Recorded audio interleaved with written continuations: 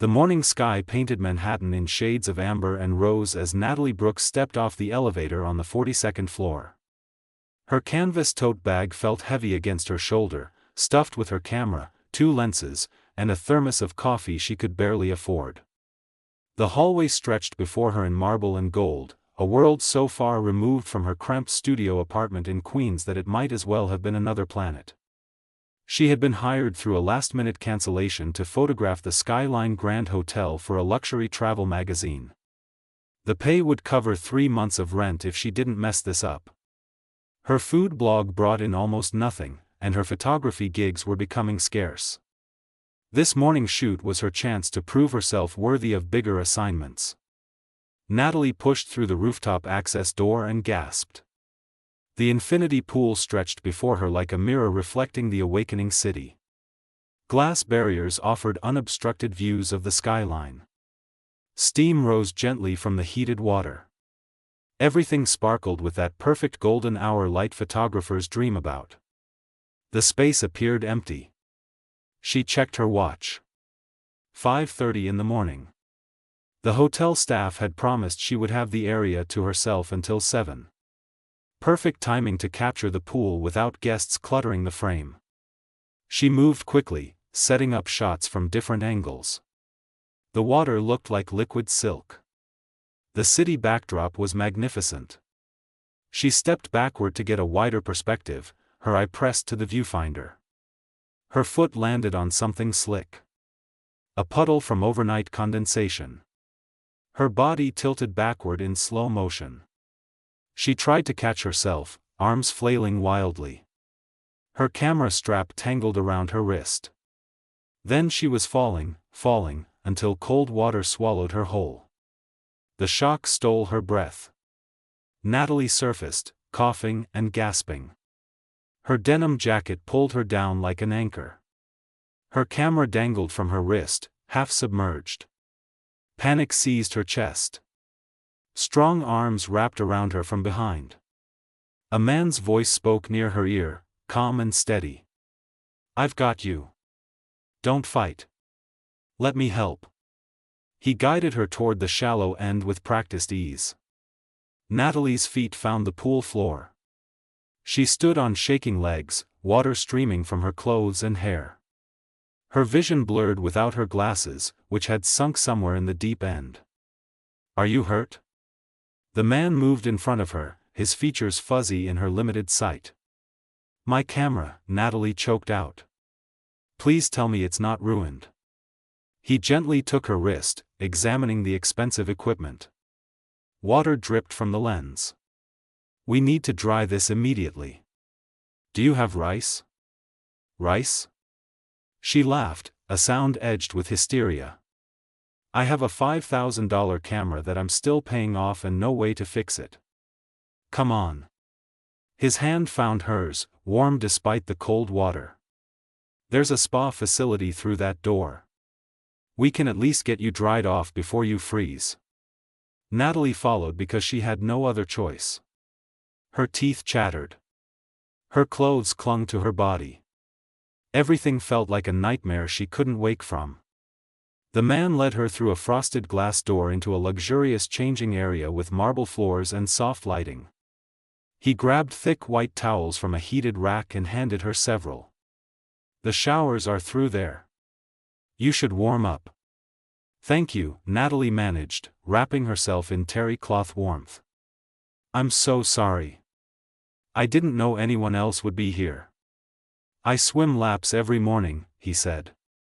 "Usually earlier than this." She studied him through her blurred vision. Tall, athletic build, dark hair plastered to his head. His voice carried an accent she couldn't quite place. British maybe, or international school educated.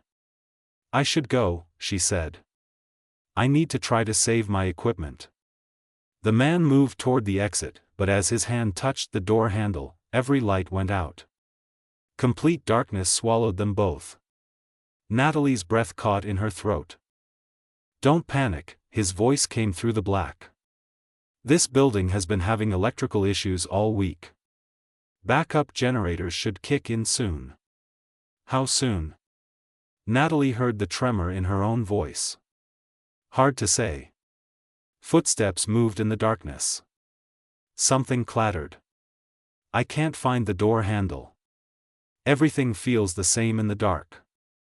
Natalie stood frozen, clutching her towel.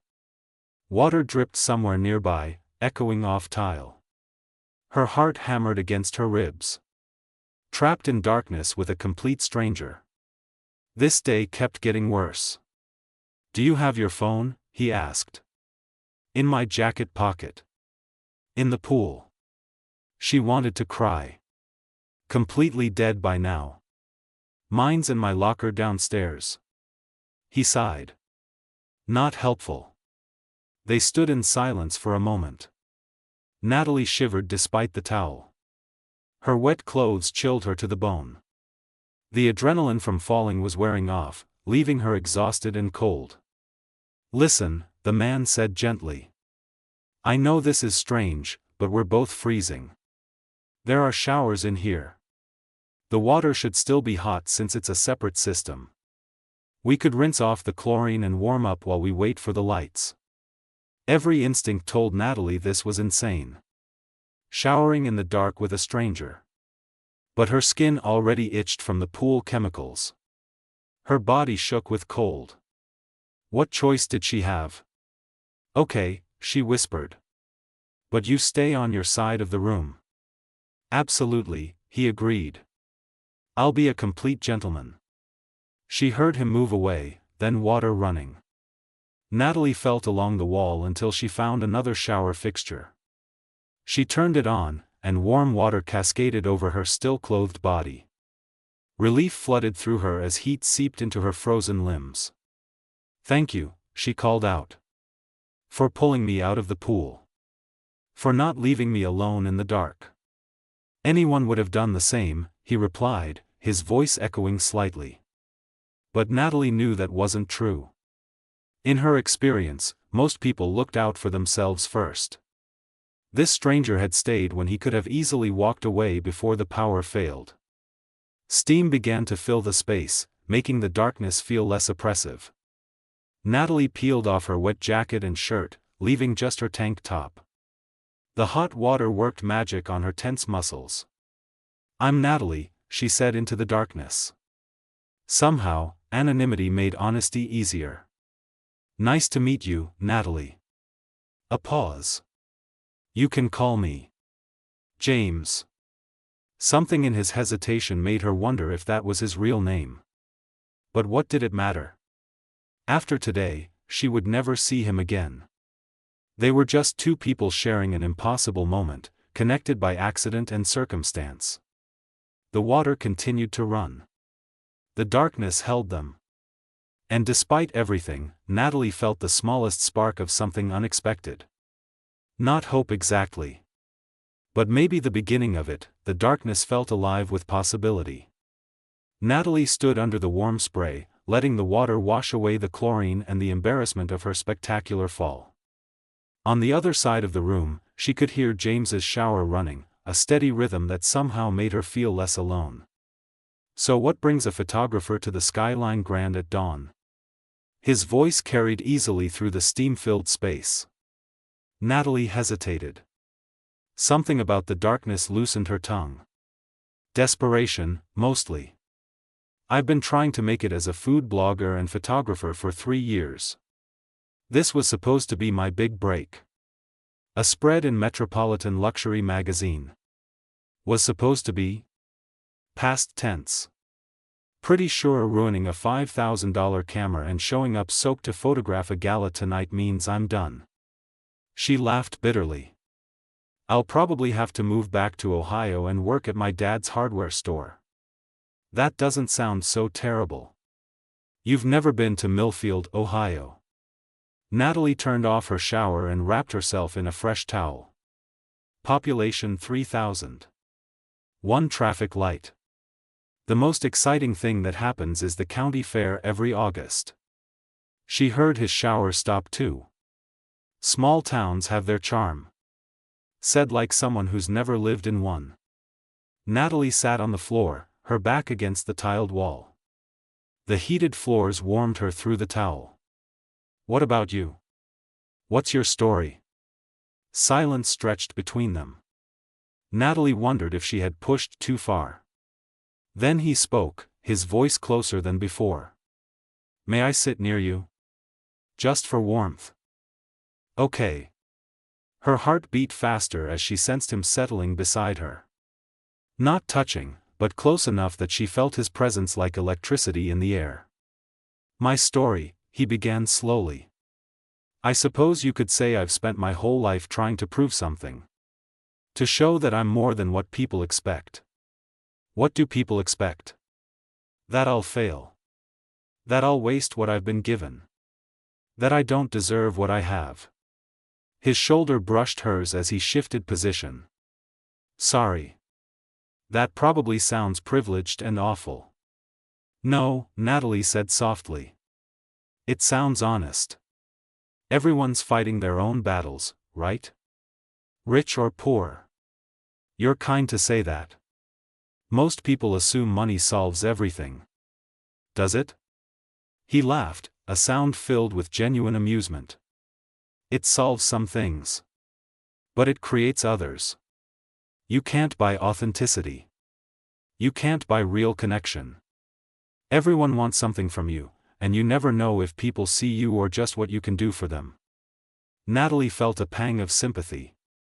That sounds lonely. It is. His hand found hers in the darkness. The touch sent warmth racing up her arm. This might be the most real conversation I've had in months. Maybe years. Because you can't see me? Because you don't know who I am. His thumb traced circles on her palm. You're talking to me like I'm just a person. Not a name or a position or a bank account. Just someone sitting in the dark. They sat in comfortable silence, hands intertwined. Natalie felt herself relaxing in a way she hadn't in months. The constant pressure to succeed, to make rent, to prove herself worthy of her dreams, all of it faded in this strange bubble of darkness and honesty. Can I tell you something embarrassing? She asked. Please do. After watching you fall into a pool, I think we're past formalities. She swatted his arm playfully. I talk to my camera sometimes. Like it's a person. I'll be setting up a shot and I'll say things like, come on baby, make me look good, or, we can do this together. His laughter filled the space, rich and unguarded. That's not embarrassing. That's adorable. My roommate thinks I'm losing it. Your roommate doesn't understand the relationship between an artist and their tools. His voice grew serious. I can hear it when you talk about photography. You love it. That kind of passion is rare. Do you have that? Passion for something? I do. He shifted closer, and now their shoulders pressed together fully. Buildings. Architecture. Creating spaces where people feel something. Where they look around and think, this is beautiful, or I belong here, or anything is possible. You're an architect? Something like that. Again that hesitation, like he was holding something back. Natalie wanted to push, to ask more questions. But the darkness felt like a confessional, and she sensed that pressing too hard would break whatever magic was building between them. I'm scared, she admitted instead. Scared that I'm not good enough. That I'll end up back in Millfield serving coffee and wondering what might have been. His arm came around her shoulders, pulling her close. She should have resisted. Should have maintained boundaries with this stranger. Instead, she let herself lean into his warmth. Listen to me, Natalie. His voice was firm, certain. One accident doesn't define your talent. One damaged camera doesn't erase years of work and dedication. You'll find a way through this. How can you be so sure? Because you're here. At dawn. Chasing perfect light. That's not someone who gives up easily. Tears pricked her eyes. When was the last time someone had believed in her like this? Her parents loved her but didn't understand her dreams. Her friends were supportive but wrapped up in their own lives. This stranger in the dark offered something she hadn't realized she desperately needed: validation. "Thank you," she whispered. "For what?" "For not leaving me alone when the lights went out. For staying." His hand cupped her cheek, turning her face toward his in the darkness. "I wouldn't leave you, Natalie. Not for anything." The moment stretched between them, heavy with possibility. She couldn't see his face, didn't know what he looked like beyond the quick blurred glimpse before. But she knew the sound of his breathing, the warmth of his skin, the way his thumb brushed her cheekbone with devastating gentleness. "James," she breathed, and then she wasn't sure who moved first. Their lips met in the darkness, soft and searching. The kiss was unlike anything Natalie had experienced. Not rushed or demanding, but tender. Exploratory. Like they were learning a new language together. His hand tangled in her damp hair. Her fingers found the solid warmth of his chest through his towel. The kiss deepened, and Natalie felt herself melting into it, into him, into this impossible moment that felt both surreal and more real than anything in her life. When they finally broke apart, both breathing hard, she rested her forehead against his. "This is crazy," she whispered. "Completely insane," he agreed. "We're strangers." "Are we?" His nose brushed hers. "I feel like I know you better than people I've known for years." Before Natalie could respond, fluorescent lights blazed to life overhead. She squeezed her eyes shut against the sudden brightness, her hands flying up to cover her face. "Finally," James muttered. Slowly, carefully, Natalie lowered her hands and opened her eyes. She blinked several times, adjusting to the light. Then she looked at the man beside her. Her breath caught in her throat. He was beautiful. Sharp cheekbones, strong jaw covered in dark stubble, wet hair falling across his forehead. But it was his eyes that stopped her heart, deep gray, like storm clouds, looking at her with an intensity that made her skin flush. "Hi," he said softly, a smile playing at his lips. "Hi," she managed. They stared at each other for a long moment. Natalie became acutely aware that she sat in just a towel, her hair a disaster, mascara probably streaked down her face. She jumped to her feet. "I need to go." The words tumbled out. "I have to check my camera and I need to change before tonight, and this is all just too much." He stood too, reaching for her hand. "Wait. Please. Can I at least get your number?" "I don't think that's a good idea." Natalie gathered her wet clothes, avoiding his eyes. The magic of the darkness was gone, replaced by harsh reality. She was a struggling photographer. He was clearly someone important, someone who swam in hotel pools at dawn and spoke with the confidence of wealth. "Natalie. Thank you for everything." She hurried toward the door, her heart pounding. "Really? But I need to go." She fled before he could stop her, leaving him standing alone in the bright lights of the spa room. As she rushed through the hallways toward the service elevator, Natalie pressed her hand to her chest, trying to slow her racing heart. What had she just done? Who had she just kissed?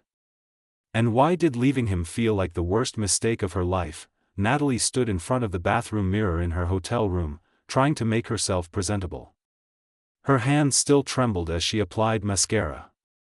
The cheap room on the third floor was all she could afford, a stark contrast to the luxury suites above.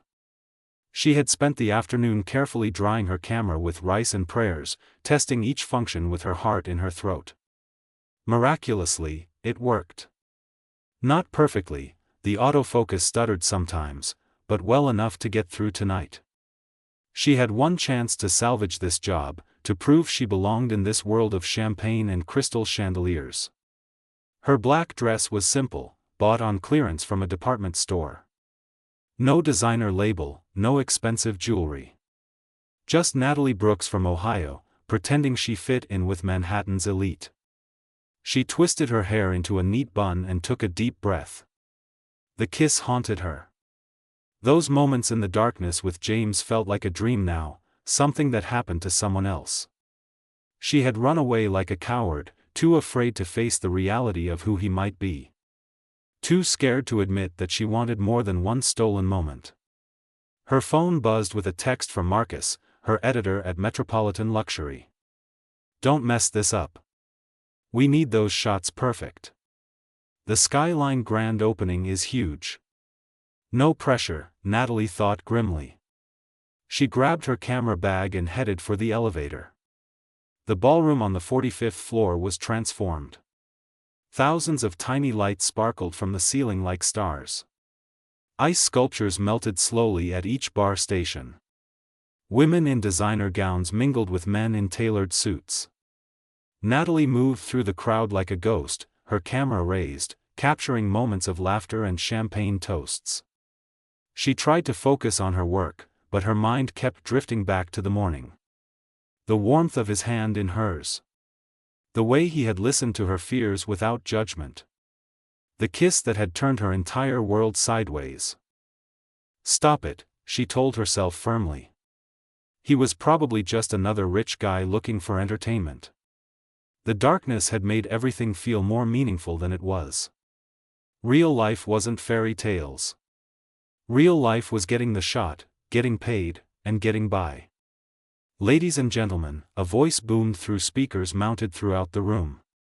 The crowd hushed, turning toward a small stage at the front. "Thank you all for joining us to celebrate the grand opening of the Skyline Grand Hotel." Natalie raised her camera, zooming in on the stage. A silver-haired man in an expensive suit stood at the microphone, beaming at the assembled guests.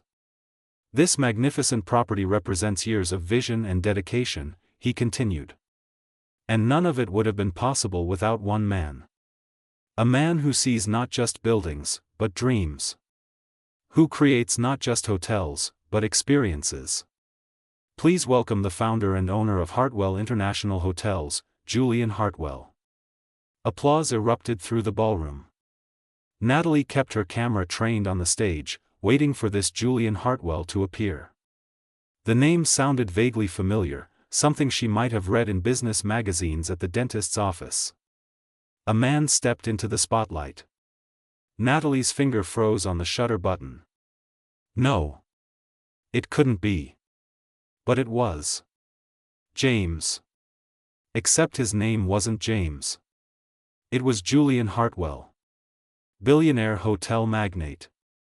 Owner of luxury properties on 5 continents. The man she had kissed in the darkness. The man she had fled from in panic. Her camera slipped in her sweating palms. She watched through the lens as he moved to the microphone, confident and commanding in a perfectly tailored navy suit. His dark hair was styled now, his jaw clean-shaven. He looked nothing like the wet stranger from the pool and everything like the kind of man who appeared on magazine covers. "Thank you all for being here," Julian's voice carried through the room. That same warm tone that had comforted her in the dark. "The Skyline Grand represents everything I believe hotels should be. Not just places to sleep, but spaces where people feel something. Where they connect. Where magic happens." His eyes scanned the crowd. Natalie ducked behind a group of guests, her heart hammering. What were the chances?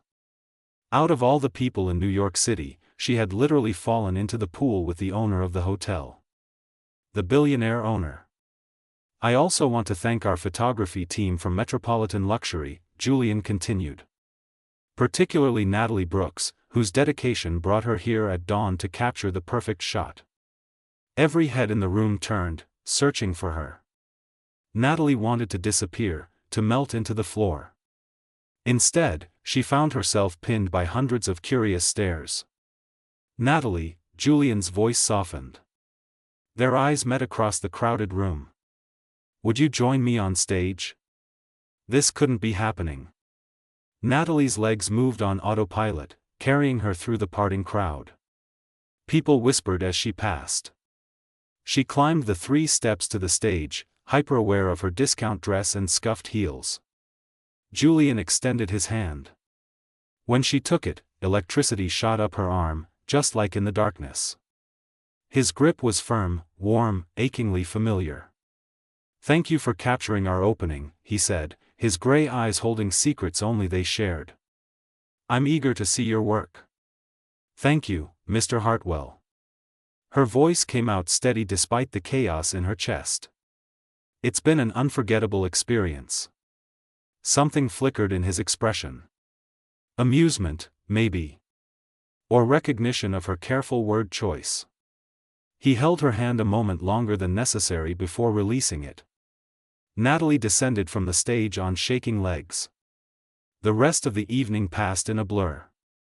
She moved through the crowd mechanically, her camera clicking automatically while her mind spun in endless circles.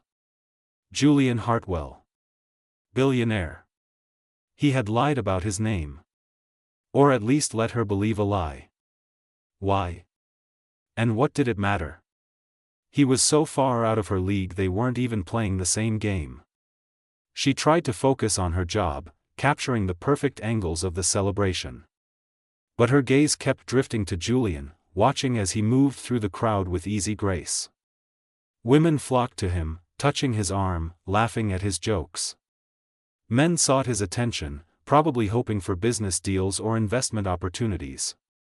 He belonged to this world of wealth and influence. She was just a girl with a camera and student loan debt. Around 11, as Natalie was packing her equipment, a man in a dark suit approached. His bearing screamed security or executive assistant. "Miss Brooks? Mr. Hartwell requests a moment of your time." Privately. Her stomach dropped. About what? He didn't specify. "Please follow me." It wasn't really a question. Natalie followed the man through a service door, down a hallway lined with expensive art, to a private elevator. They rode in silence to the penthouse level. The doors opened to reveal a suite that cost more per night than Natalie made in 6 months. Floor-to-ceiling windows overlooked the glittering city. Modern furniture mixed with classic elegance. Everything screamed money and taste. Julian stood by the windows, his jacket discarded, tie loosened. He looked more human this way, less like the polished businessman from the stage. When he turned, his expression was unreadable. "Thank you, Robert. That will be all." The security man nodded and disappeared, leaving them alone. Silence stretched between them, heavy with everything unsaid. "James?" Natalie finally said. "Really?" "Julian James Hartwell." A smile tugged at his lips. "James is my middle name. I use it sometimes when I want to just be myself." "So you lied to me?" "I omitted information." "There's a difference." He moved closer, his hands in his pockets. "In the dark, I was just a man talking to a woman. No expectations, no judgments. When was the last time that happened for either of us?" Natalie wanted to stay angry, but she understood. Hadn't she felt the same freedom in the darkness? The ability to be completely honest without fear of how it would be perceived? "Why did you bring me here?" she asked quietly. "Because you ran away this morning. Because I've been thinking about you all day. Because that kiss," he stopped, running a hand through his hair. "I needed to see you again. Julian, I'm a struggling photographer who can barely make rent. You're a billionaire. This doesn't make sense. Since when does connection make sense?" He closed the distance between them. "You could have told me you were shooting my hotel opening." "You didn't." "I didn't know it was your hotel." Natalie's voice rose. "I didn't know who you were." "Exactly." His hand cupped her cheek, the gesture achingly familiar. "We met as two people without pretense or expectations. That's rare. That's precious. Why should discovering my bank account change what we felt in the darkness?" "Because it changes everything." But even as she said it, Natalie leaned into his touch. "Your world and mine don't overlap." They overlapped this morning. In a pool. In the dark. In a kiss that I haven't been able to stop thinking about. His thumb brushed her lower lip. Tell me you haven't thought about it too. She couldn't. Because it would be a lie. This is crazy. So was falling into a pool at dawn. So was getting trapped in a blackout. So was kissing a stranger. He smiled, and it transformed his entire face. Maybe crazy is exactly what we both need. Natalie knew she should leave. Should maintain professional distance. Should protect her heart from inevitable disappointment. But standing in his penthouse suite with the city sparkling below them, she couldn't remember why any of that mattered. One condition, she said softly. Anything. No more lies. No more omissions. If we're doing this, whatever this is, I need honesty. Deal. Julian's arms came around her waist. I'm Julian Hartwell. I'm 32 years old. I inherited my first hotel at 25 when my father died.